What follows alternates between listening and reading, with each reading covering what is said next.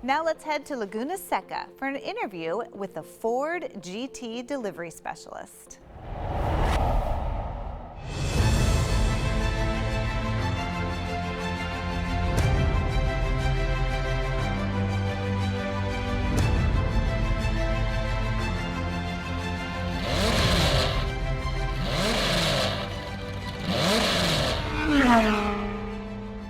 It's my pleasure to introduce you to Bernardo Martinez. Bernardo. Hey, nice to meet you. Pleasure. Yeah.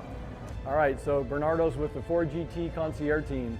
He's going to give us some insight to how the team works, what he does for the team, and let's hear a little bit about it. First of all. Well, thanks for talking. It's interesting, the GT, the new Ford GT, we announced in 2016 that Ford was going to be producing the new generation, the third generation of the Ford GT. There was a lot of buzz, a lot of excitement, and as part of the process for owners is the concierge program. So we kind of we're the folks that help customers in that kind of shop, buy, and own experience with your new Ford GT. And as you know, there were customers that had to apply. Anybody who was interested in purchasing the car in early 2016 went through an application process. Out of that application process, we selected a handful of customers for roughly the first 3 or so years of production. And so they are all aware that, and excited, very excited, that they're getting cars. What were some of the requirements or guidelines that Ford used for that? Can you share that with us? So that's interesting. So it's Ford really wanted to hear from folks that were interested in buying really who they are and what their relationship is to Ford and to the Ford brand. And it didn't matter, it doesn't really matter necessarily your net worth, right?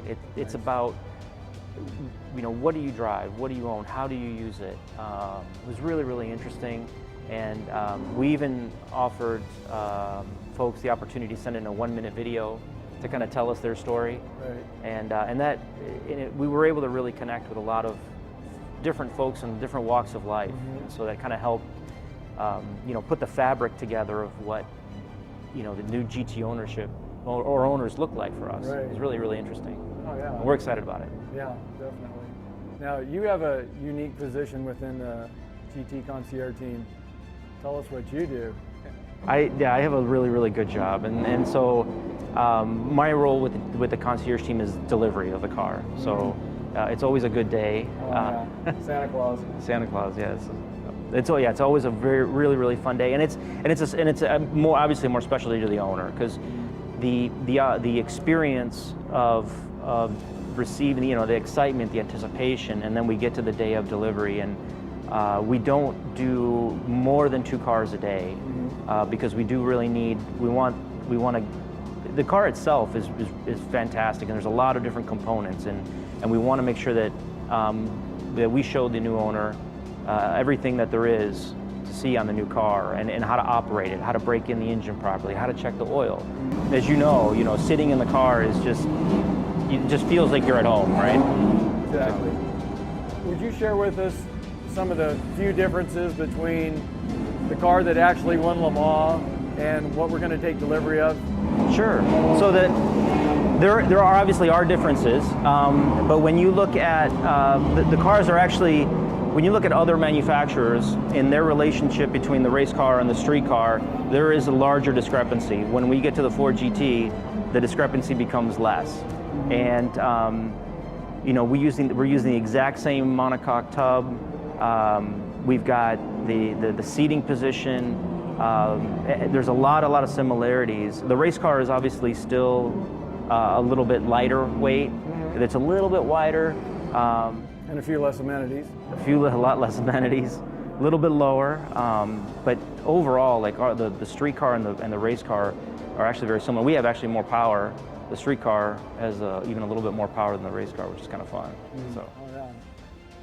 I don't know this to be factual, but I've heard that this is the only car that's been this close to, the only production car that's been this close to the actual race car.